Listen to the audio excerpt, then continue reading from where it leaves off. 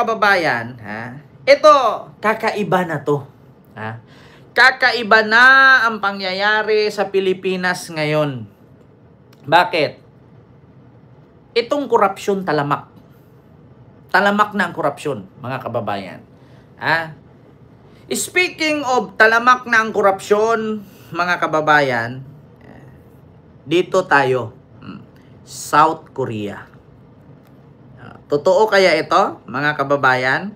Kasi ito po ay binalita po ito mula sa GMA News, mga kababayan. South Korea. Ano nga ba ang nangyari sa South Korea? Ang South Korea po, mga kababayan, ay umatras po sa pagpapautang sa Pilipinas ng mahigit kumulang 28 billion dahil sa citing corruption. Sabi ng DOF, no such loan exist. Ito, basahin ko lang mga kababayan. Ang South Korea po, mga kababayan, ay inatras po. Ito, GMA News, 6 hours ago. Inatras po ng South Korea ang pagpapautang sa Pilipinas ng mahigit 28 billion or 700 billion na Korean money para sa Pilipinas dito sa infrastructure project. Ang problema, mga kababayan, ay inatras. Inatras ng South Korea ang pagpapahiram sa Pilipinas ngayon. Bakit?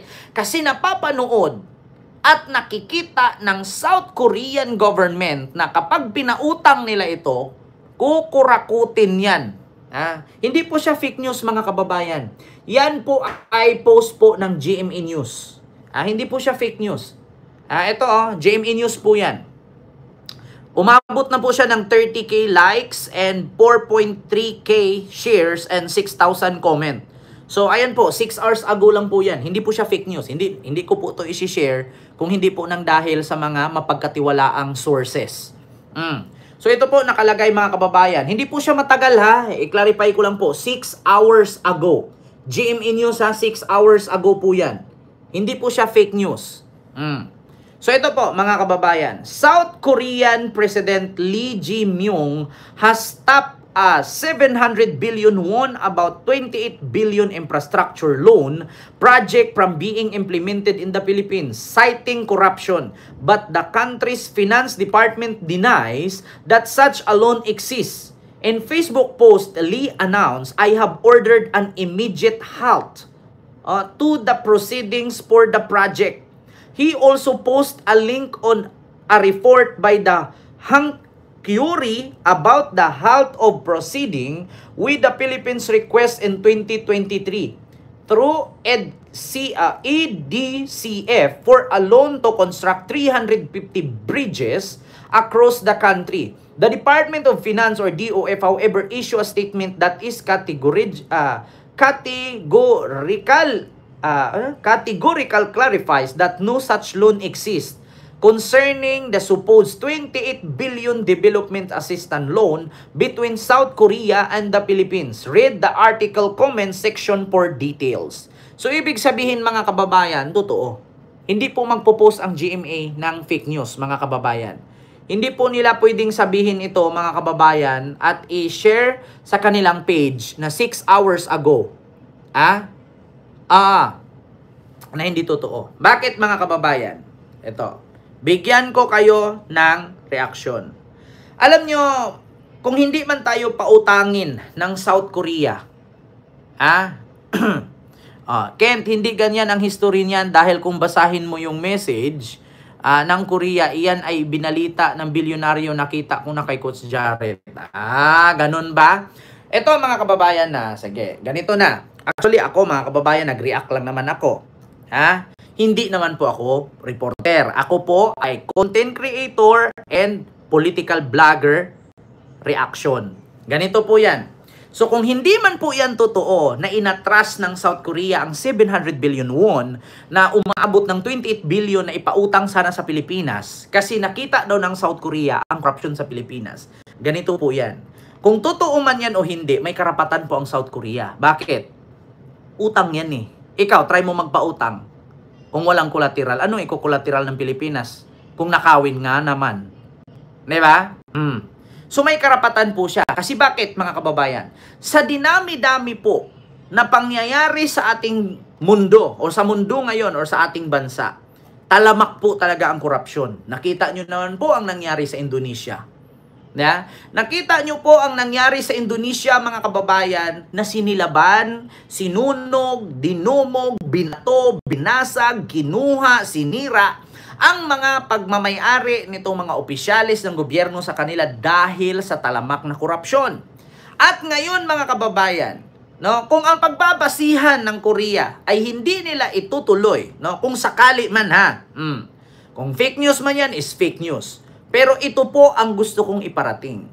Kung sakali man na totoo yan na inatras ng South Korea, may karapatan sila. Bakit? Sa nangyari sa Indonesia, warning na yan. Sa nangyari ngayon sa Nepal, warning na yan. Sino pang bansa ang magpapautang kung halos mga karatig Asian country natin nagkakakorupsyonan na at nagkakapatayan na, nagkakasunugan na. Di ba? Tignan ninyo ito, mga kababayan. Anong nangyari ngayon sa Nepal? Sa nangyayaring riot ngayon sa bansang Nepal. Kahapon sinunog ng mga rallyista ang kanilang parliament building sa capital na Kathmandu. Nagtiwang ang ilang residente at napuno ng apoy ang mga kalsada matapos magbitiw sa pwesto ang kanilang Prime Minister na si KP Sharma Oli. Sinunog din nila ang private residence ng dating leader.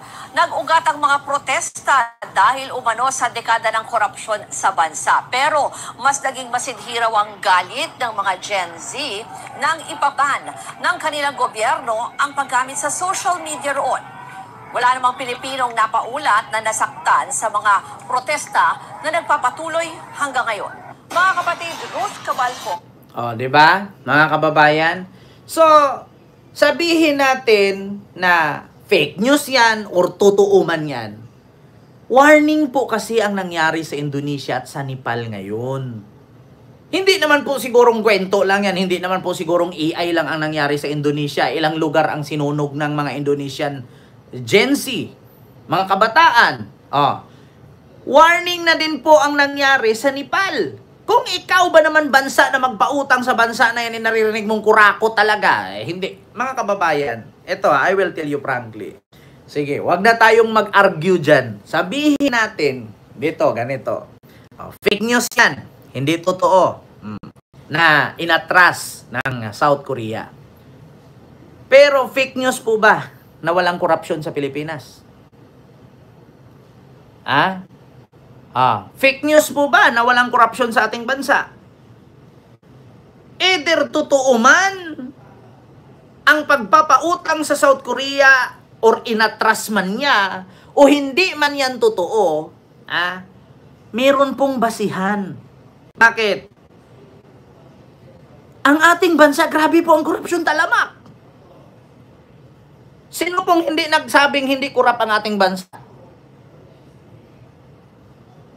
Makikipagpatayan talaga ako sa magsabing hindi kurap ang ating bansa.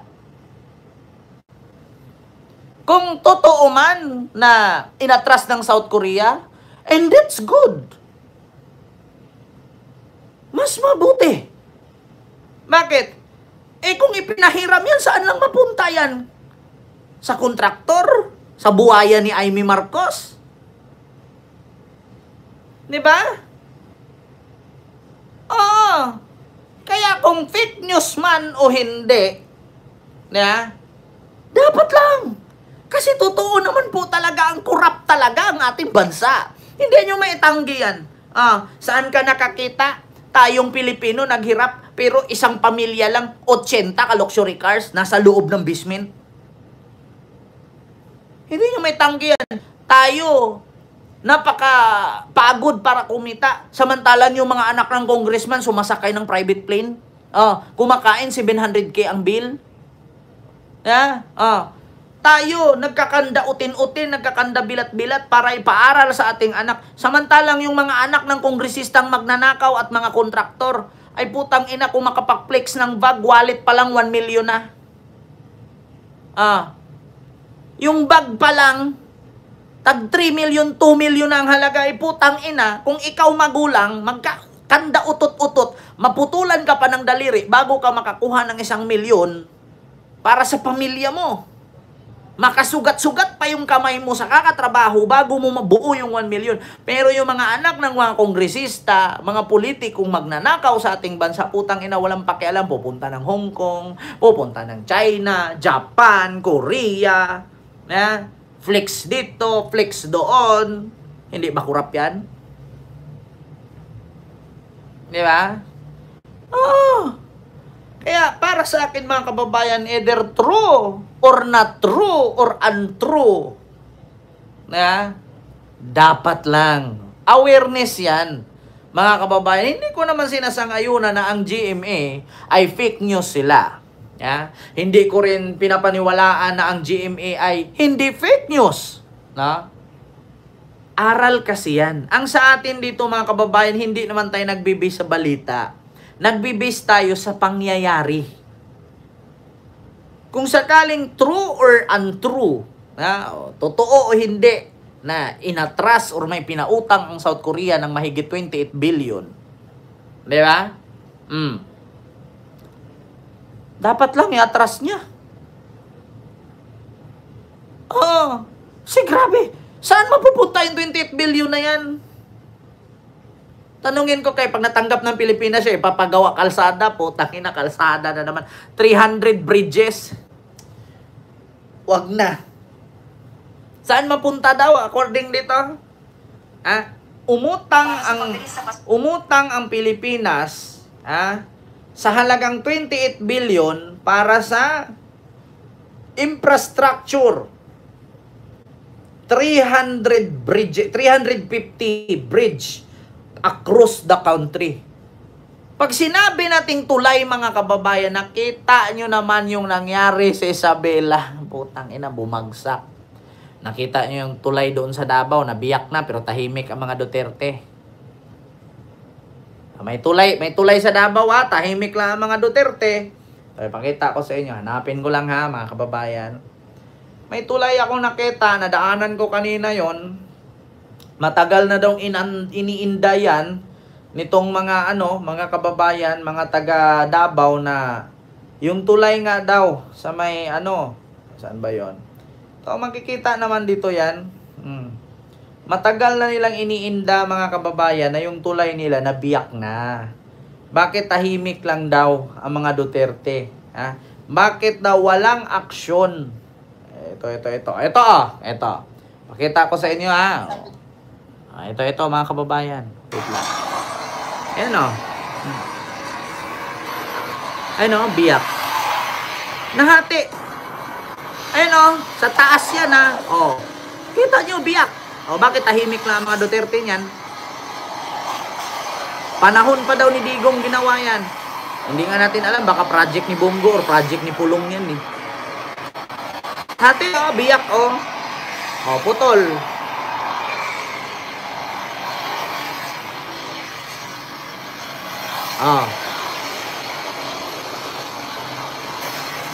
Kita nyo? Putol, ba't tahimik lang? Nabibiyak na Ayan nahahati na yung tulay ilang truck ang dumadaan.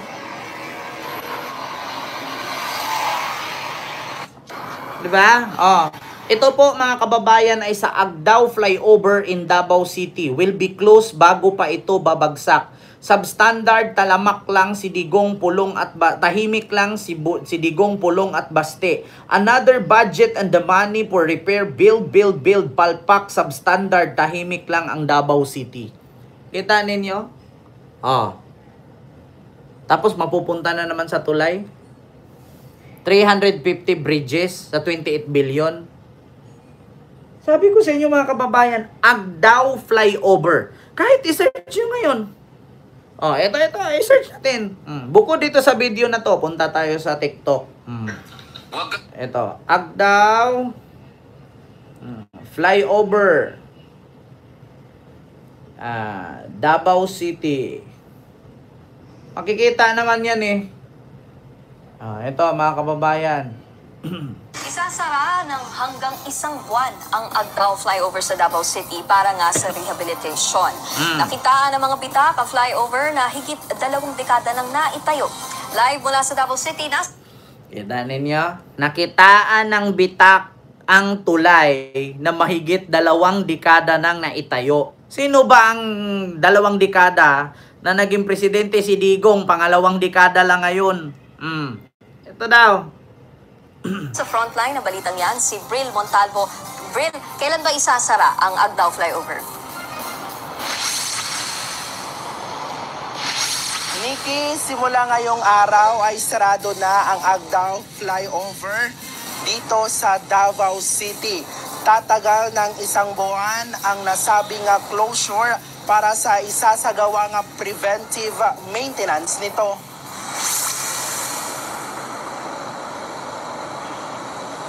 Ayon sa Davao City Transport and Traffic Management Office, sa unang 10 araw ng pag-repair ng Agdao flyover ay gagawin ito tuwing alas 6 ng gabi hanggang alas 5 ng umaga. Pagkatapos nito ay buong araw nang isasara sa mga motorista ang flyover hanggang sa matapos ang pagkukumpuni nito. Inabisuhan naman ng CTTMO ang mga motorista na iwasan ang pagdaan sa lugar para makaiwas sa matinding traffic. Pero Kita ninyo? Tapos, ipautangin ng South Korea ang Pilipinas na halagang 28 billion para sa tulay. Tapos sa tulay na naman mapunta, tapos nakawin na kay substandard na naman, tapos 30% kickback. Huwag mo na ituloy, South Korea. Pautang mo na lang sa akin yan. Bili kulod. Diba? Ayan. Iyan ang totoo, mga kababayan. Hindi ko na masyadong habaan na. Hindi ko na masyadong ay, Diyos ko.